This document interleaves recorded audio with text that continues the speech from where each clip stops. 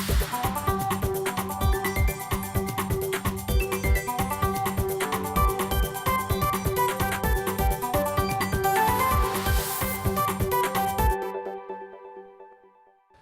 muito boa noite a você. Eu sou Adalberto Piotto e seja bem-vindo ao Cenário Econômico, hoje especial para falar sobre educação financeira, para falar sobre tudo que você tem visto e revisto, diga-se de passagem, dada a capacidade que as redes sociais têm de levar muita informação sobre esse mundo financeiro, as possibilidades de investimento e o que é fato e o que é mito dentro desse mundo.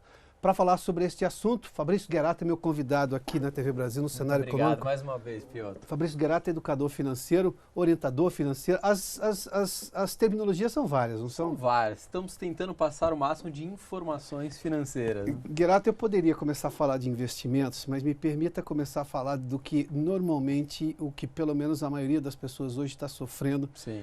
Dado o nível de desemprego baixo, aliás, o nível de emprego baixo, desemprego muito alto, perda de poder aquisitivo, as pessoas estão endividadas. A gente viu recentemente números sobre a inadimplência, ou seja, tem muita gente que está endividada e há possibilidade, já faz algum tempo, de você transferir a dívida de um banco para uma outra instituição financeira.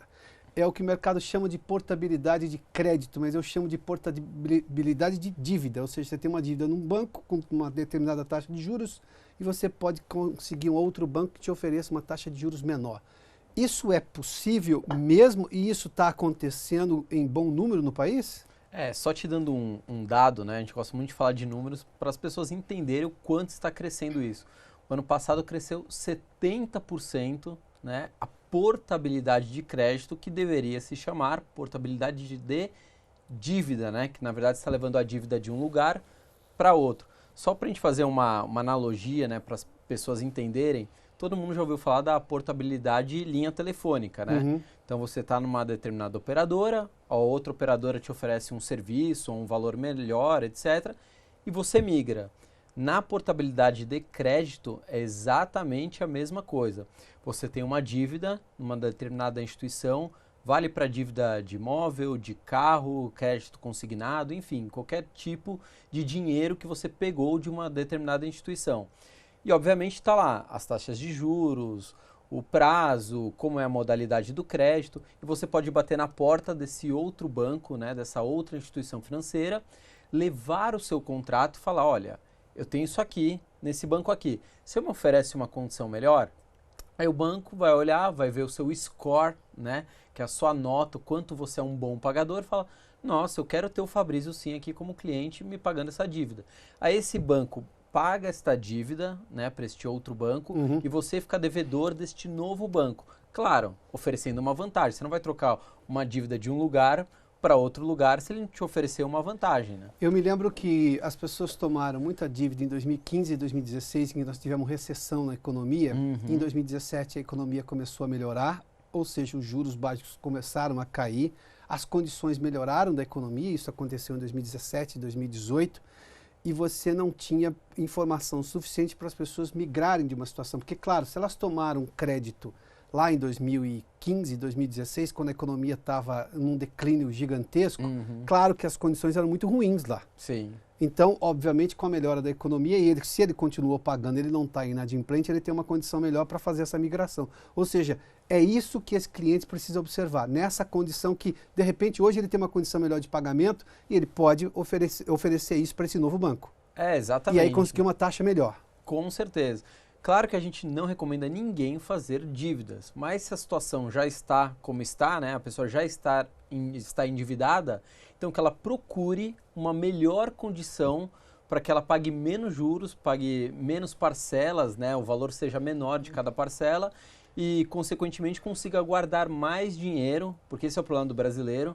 Ele fica se endividando, nunca guarda dinheiro, e aí quando tem uma crise, ele não consegue honrar, né, os seus compromissos. Mas o problema não é a crise, o problema é a falta de educação financeira do brasileiro. Esse comportamento de, a parcela cabe no bolso, não importa que eu vou pagar o dobro, né?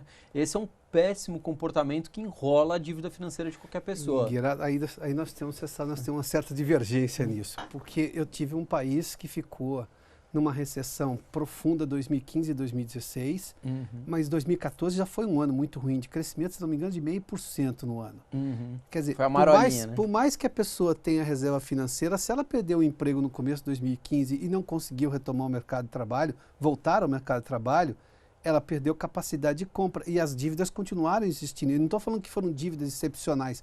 Eu tenho hoje, segundo a Serasa, aumentou o número de dívidas de conta simples, a conta do dia a dia, conta que eles chamam de utilities, que é pagar o telefone, pagar água, pagar luz, essas coisas todas. Aí, neste caso, não é um problema de educação financeira exclusivamente, né?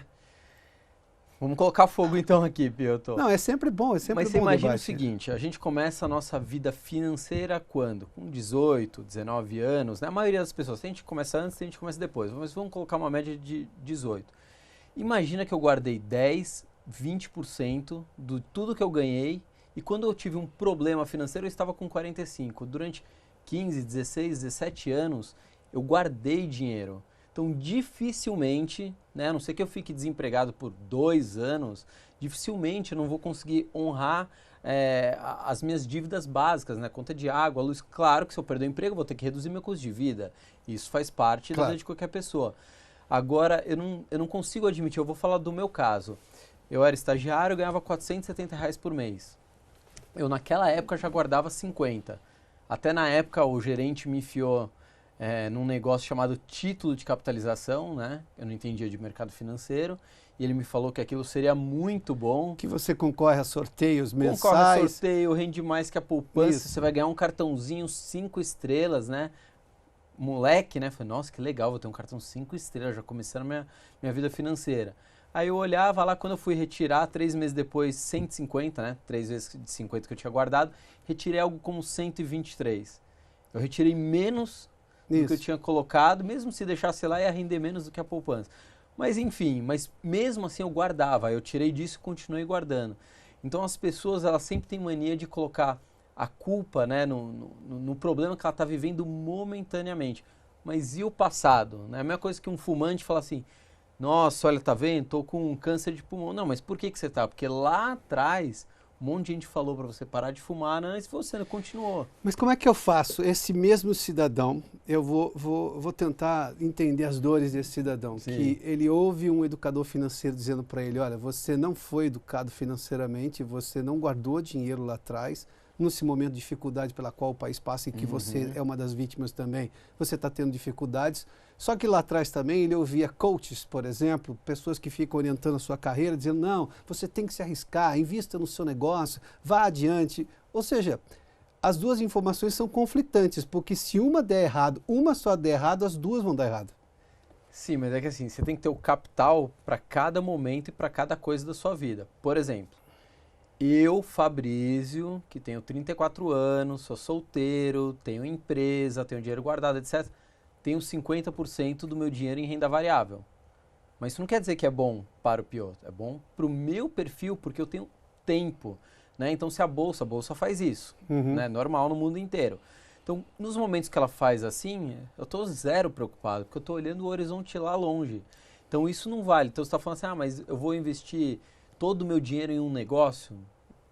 Eu acho muito arriscado, né? Você juntou lá 100 mil reais, você vai usar os 100 mil para abrir uma padaria, e se a padaria não der certo, você perdeu tudo, né? Você não tem mais um negócio, você não tem o dinheiro, você vai ter que procurar um emprego. Então, tem o capital ali para seu cofre de emergência, né? Seu custo de vida ali de 6 meses, que você precisa deixar no investimento com liquidez e sem volatilidade, né? Pode ser um CDB que pague mais de 100% do CDI, pode ser o Tesouro Direto, até no banco digital, que hoje estão pagando 100% do CDI, de você deixar o dinheiro lá parado, tranquilo. Aí vai ter o seu capital de médio prazo, né? Por exemplo, pode ser um CDB para vencimento daqui 3 anos, 4, e você vai ter o seu capital para longo prazo, que você tem que ter renda variável. A gente fala o seguinte, eu pelo menos, a coisa mais arriscada que você pode fazer na vida é não correr nenhum tipo de risco. Tipo esse pessoal que deixa o dinheiro na poupança. Para mim, deixar na poupança é muito arriscado. Você sabendo que a inflação, né, a nossa inflação pessoal, o quanto sobe o nosso custo de vida, tá comendo dinheiro e mesmo assim você ficar quieto, não faz nada, para mim isso é muito arriscado. Mas depende do valor que ela tem e qual é a condição que ela tem. Se ela tem pouco dinheiro, é melhor deixar na poupança. Se ela tem a necessidade, ela pode ter a necessidade de usar aquele dinheiro rapidamente. Qualquer investimento que vai demandar dela um trabalho maior de acompanhamento, a poupança tem alguma segurança para isso. Obviamente, não é uma modalidade de investimento de longo prazo, mas é uma modalidade para se guardar recurso se a pessoa tem, por exemplo, não tem estabilidade de emprego, tem a necessidade momentânea, pode ter a necessidade momentânea de ter que pegar aquele dinheiro para pagar uma conta mais alta, aí não vai entrar no cartão de crédito, vai pegar o dinheiro da poupança. Quer dizer, isso é a famosa reserva financeira que te dá algum rendimento acima da inflação, mas a inflação pessoal de cada um é diferente, eu entendo isso. Mas eu acho que em algum momento se demoniza demais a poupança sem levar em conta o perfil de cada pessoa e qual a necessidade específica para aquela quantia que ela deixou na poupança. Sim. Vou te falar o que eu particularmente penso na poupança e vai de encontro com o que você está falando.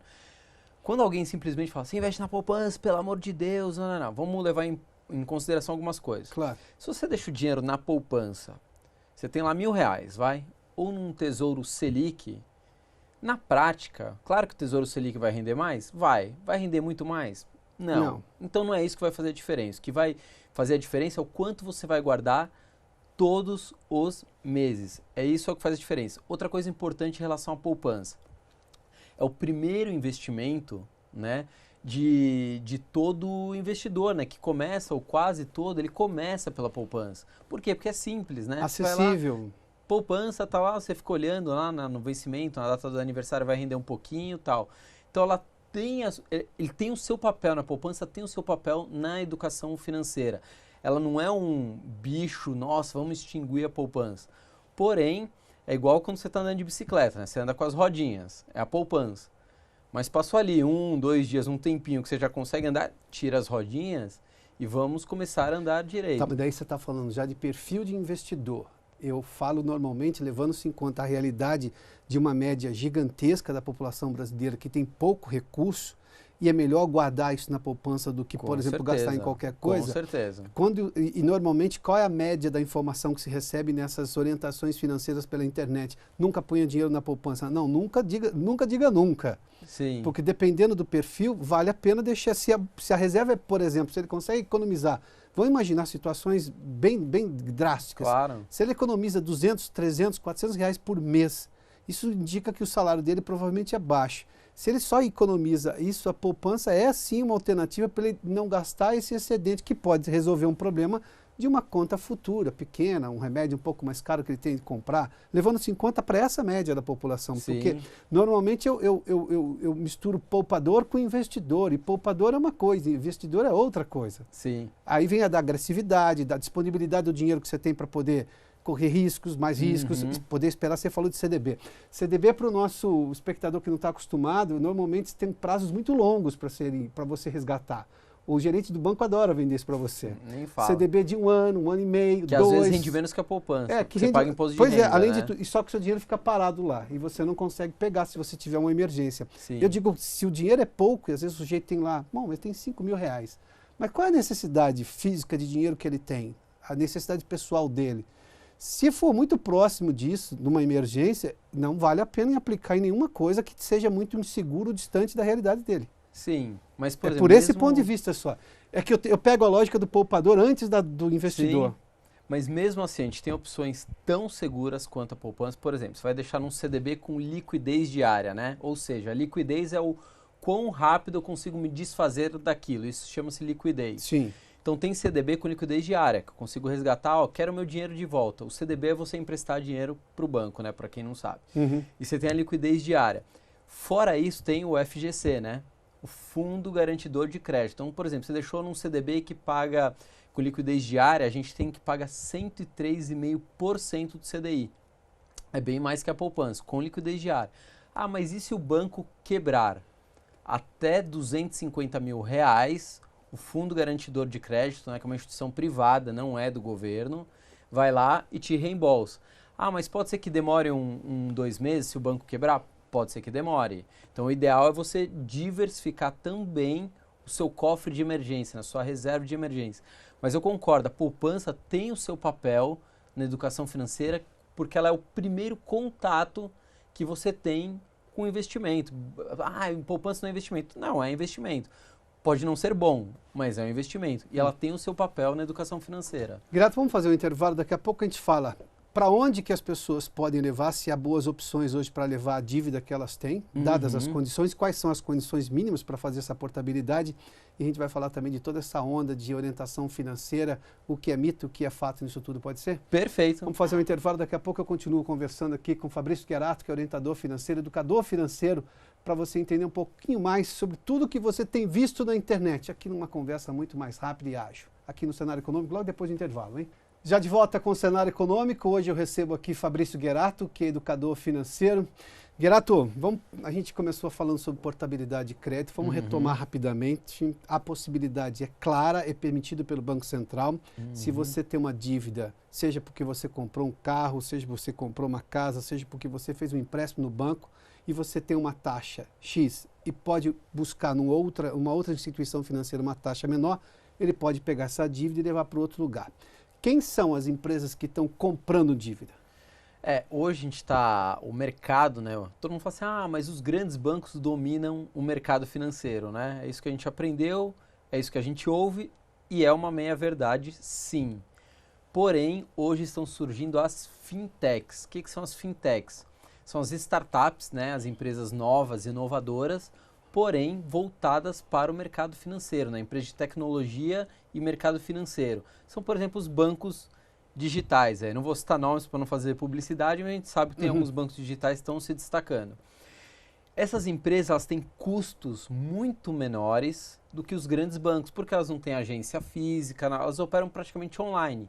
Elas têm uma sede, um escritório com desenvolvedores, consultores, etc., mas são muito menos pessoas trabalhando do que num grande banco. Elas não têm mais o banco na praça, elas têm o banco no celular, exatamente, no seu computador. Exatamente, consequentemente... Um custo menor. Custo menor e ela consegue repassar isso para quem? Para o consumidor, né? Para o seu cliente.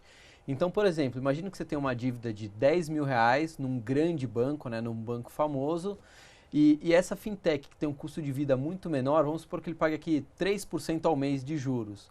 Ela às vezes consegue te oferecer, por exemplo, 2, 1,8, 2,2, muito menos juros que esse banco aqui.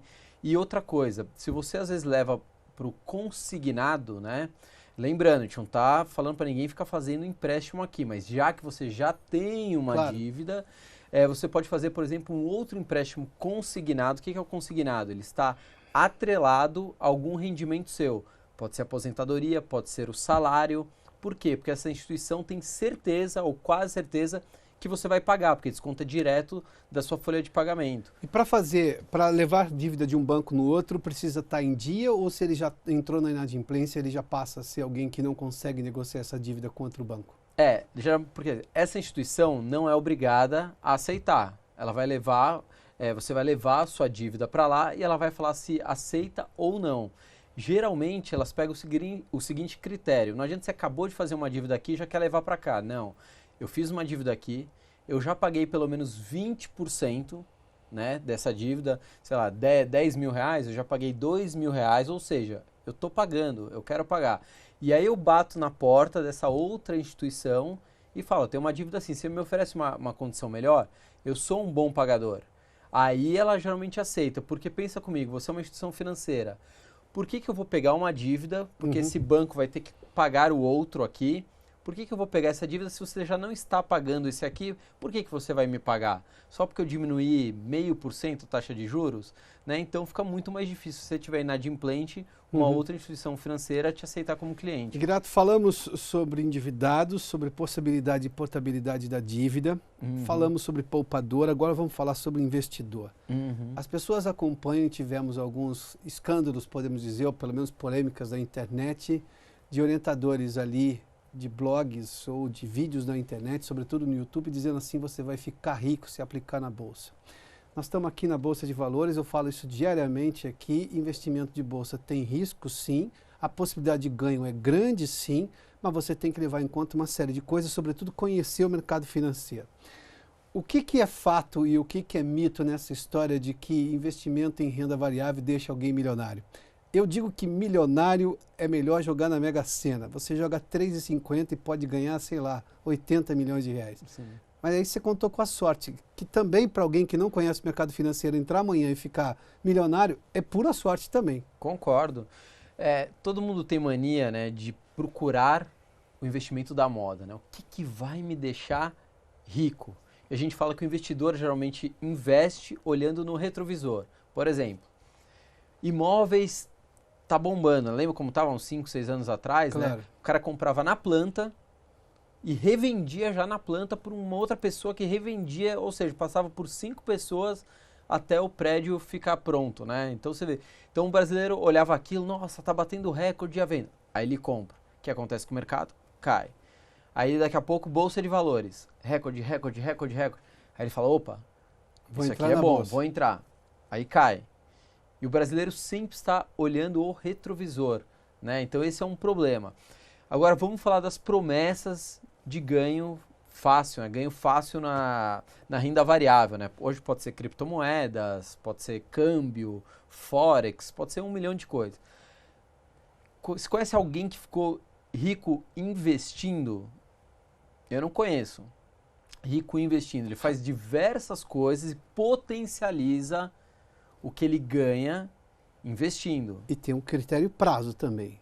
Ficar rico investindo no curto tempo. Aí No pior longo ainda. tempo, aí você tem uma possibilidade maior. O problema é que as pessoas acham que vai acontecer em um ano, você vai triplicar um capital. Ó, vamos falar do maior investidor do mundo, Warren Buffett, né? Ele é o terceiro homem mais rico do mundo, tem uma fortuna aí de mais de 300 bilhões de reais, só perde para o Bill Gates e para o Bezos, né, dono da Amazon. Ele, na média, nos últimos 43 anos, na média, o maior investidor do mundo conseguiu 31% ao ano. O maior investidor do mundo. E aí, às vezes, tem umas promessas na internet de 100% em 4, 5 meses. Será que não tem algo errado? Aí você vai falar assim, mas as pessoas não ganham? Ganham. Essa que é a grande sacada. Não, mas as pessoas ganham. Sim, elas ganham, mas por quanto tempo elas vão ganhar? Porque se aquilo for uma pirâmide, toda pirâmide, pessoas ganharam dinheiro. Não é que todo mundo perde na pirâmide. Mas toda pirâmide as pessoas ganharam dinheiro, mas ganharam durante um tempo. E aí, como a ganância, né, é alta, então vamos supor que você colocou lá 10 mil. Aí em 6 meses, um ano, multiplicou por 20. Né, para 20, 2 vezes. Você vai falar, pô, de 10 para 20, genial. Agora eu vou reaplicar esses 20, vai para 40, vai para 80 e uma hora desaba tudo, né? Porque não existe mágica no mercado financeiro, desde que o mundo é mundo. E aí todo mundo perde e fala, poxa vida, como eu dei azar. Não, foi a ganância. Só existe o estelionatário porque existe o ganancioso. Desde a época das pepitas de ouro, né? Que o pessoal na porta do ônibus, olha, eu tô com umas pepitas de ouro, mas eu não posso vender porque senão vão me matar. Você quer? É o ganancioso, opa, vou comprar bem mais barato pepitas de ouro. Então de lá até aqui só muda o instrumento, mas os dois personagens é o estelionatário e o ganancioso. São sempre os dois, isso não muda. Iraton, diante desse excesso de informação, e tem um lado positivo, porque a internet dá acesso a tudo, o YouTube hoje talvez seja a televisão mais vista no mundo, seguramente, sim, porque está no mundo todo, acessível em todas as línguas, para todo mundo, no celular, enfim. Qual é a sua dica para as pessoas que estão, sejam poupadores ou sejam investidores, que começam a receber esse excesso de informação? Porque cada um tem uma situação, cada um tem um perfil, cada um tem um poder de ganho, cada um tem um poder, tem um limite para se expor ao risco num investimento, seja lá ele qual for. Qual é a sua dica principal para conseguir separar as informações e usar só o que realmente pode ajudar e pode fazer com que essa pessoa tenha uma performance financeira melhor lá na frente? Perfeito. Vamos começar pela questão do investimento, né? Todo mundo fica buscando o melhor investimento. Primeiro que não existe um melhor investimento. Porque o melhor que é hoje, amanhã não é, depois está outro e você nunca vai ficar acertando qual é o melhor investimento. Segundo ponto, o investimento não é a principal, vamos dizer assim, o principal instrumento da sua vida financeira. O principal instrumento da sua vida financeira é a disciplina. Então não adianta nada, por exemplo, juntei R$1.000 e aí eu fico caçando na internet como é que eu vou rentabilizar da melhor forma esses R$1.000. Porque na prática esses R$1.000 vão render um tequinho assim. Agora, é muito mais importante você falar, eu vou guardar todos os meses R$ 150. Isso é muito mais importante do que o cara que tem 1.000 e fica tentando dar a grande tacada da vida dele. Então, a parte mais importante da vida financeira de uma pessoa é a disciplina. Não é aonde ela vai investir. E isso acho que é um ponto crucial que as pessoas precisam entender. Parem de querer ficar rico no mercado financeiro, que vocês não vão ficar ricas no mercado financeiro. Fabrício Guerato. Muito obrigado. Obrigado pela gentileza da entrevista. Eu que agradeço. As dicas do educador financeiro Fabrício Guerato aqui no Cenário Econômico, que termina aqui. Obrigado pela sua companhia, pela audiência. Boa noite a você. Até mais.